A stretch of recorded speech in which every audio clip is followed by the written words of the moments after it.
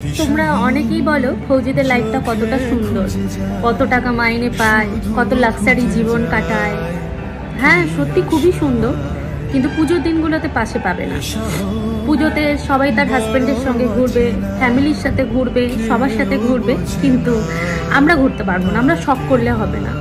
জন্মদিনে কখনো পাশে পাইনি, অ্যানিভার্সারিতে কখনো পাশে পাইনি, কোনো পুজোতে পাশে পাই না, না কালী পুজোতে পাশে পাই, না দুর্গা পুজোতে পাশে পাই, কোনো কিছুতেই কাছে পাই না।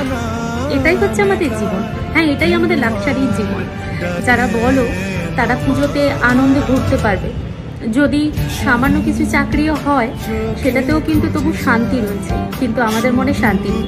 পুজোতে সবাই যখন রাস্তায় ঘোরে তখন আমরা স্যাক্রিফাইস করে ঘরের মধ্যে বসে থাকি, তখন কিন্তু কেউ বুঝতে পারে না যে এরা কতটা স্যাক্রিফাইস করছে, কতটা কি করছে। হ্যাঁ, আমরা বলি যখন হাজব্যান্ড আসবে তখনই সেই দিনগুলোই আমাদের কাছে দুর্গাপুজো, কালী পুজো, কিন্তু আদৌ কি তা হয়? আদৌ কিন্তু তা হয় না।